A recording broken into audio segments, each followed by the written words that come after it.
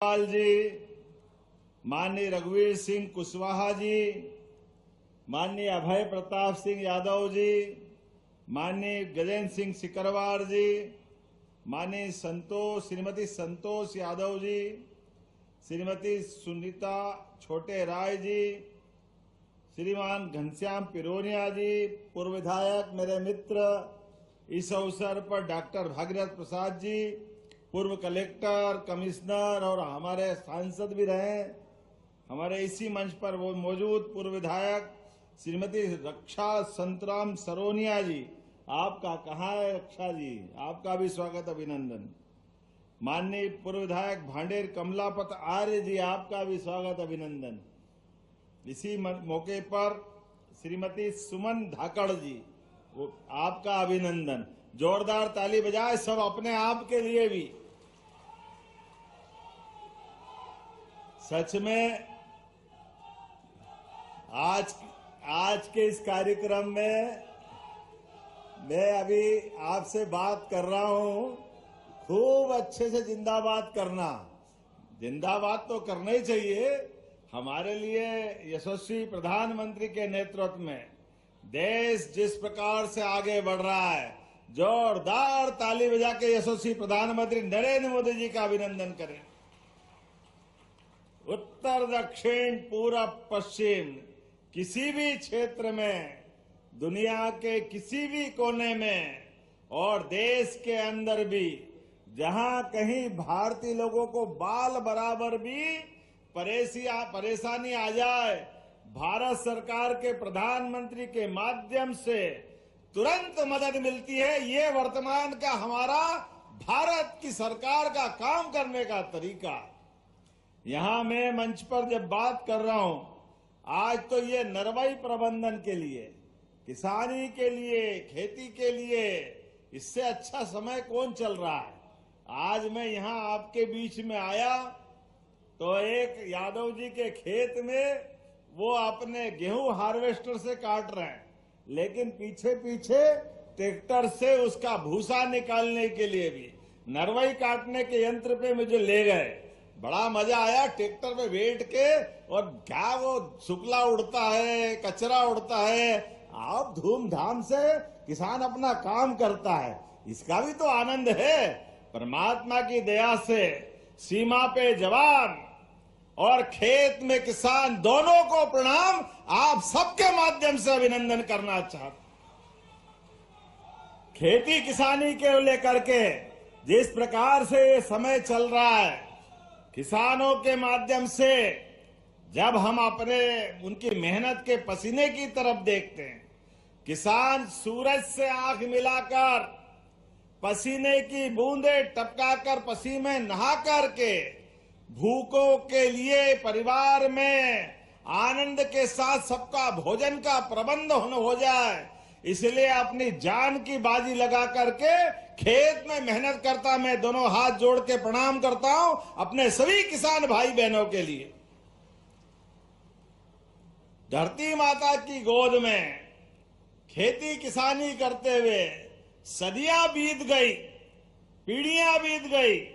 परमात्मा की दया से जब से मानव जगत में मानवता आई होगी, तब से दुनिया में सबसे पहले खेती के माध्यम से मां समझ करके अपनी वसुधा के गोद में हमारे अपने सबके जीवन के पुरखों ने अपने जीवन के जीवन कुर्बान कर दिए।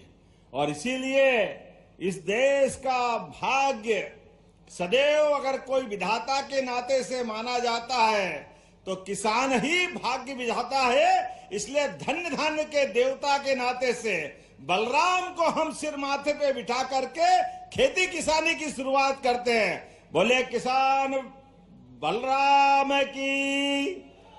हम जब भगवान बलराम की जय बोलते हैं तो शरीर पुष्ट बना करके, शरीर भी और खेती भी दोनों की चिंता करते हुए, लेकिन समय के साथ धीरे धीरे करके ये थोड़ी थोड़ी गड़बड़ियां भी होने लगी है। खेती में आनंद आता है, लेकिन खेती के लिए कई प्रकार की चुनौतियां भी है। ऐसी चुनौतियों के साथ पहले तो मैं आपको दतिया के अंदर, जब अभी थोड़े दिन पहले आया था, भांडेर के पहले सेवड़ा में, प्रदीप जी आपके क्षेत्र में जिले भर के कितने करोड़ की सौगातें दी थी? 500 करोड़ की। जोरदार ताली जाओ अपने जिले भर के अलग अलग कामों के लिए। और आज फिर आया हूं तो खाली हाथ नहीं आया हूं।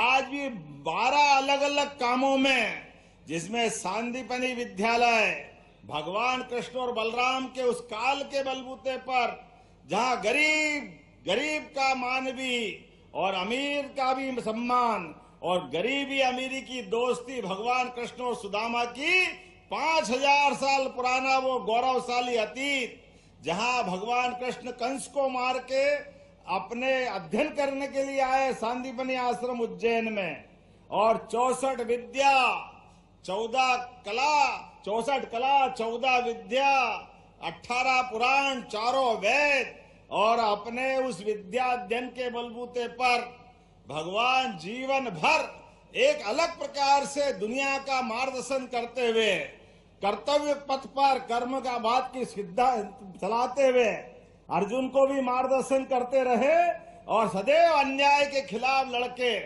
धर्म क्षेत्र कुरुक्षेत्र में वो विराट व्यक्तित्व भगवान ने जो दिखाया है, उसकी तो कल्पना ही अद्भुत है। लेकिन मुझे इस बात की प्रसन्नता है, आज जब मैं आपसे बात कर रहा हूं, ऐसे में संस्कृति प्रेमी ये दतिया जिला और पूरा प्रदेश, आप बताइए, आज सांदीपनि विद्यालय में हमारे बच्चे पढ़ेंगे, लिखेंगे, आगे बढ़ेंगे, तो अपने बच्चे भी भगवान कृष्ण का अनुयायी बनेंगे कि नहीं बनेंगे? जोरदार अभिनंदन करें नए विद्यालय के लोकार्पण के लिए। अब ये कांग्रेसी कहते हैं आप अपने विद्यालय के बारे में, सांदीपनि विद्यालय के बारे में तारीफ क्यों करते हैं? अरे क्यों नहीं करेंगे?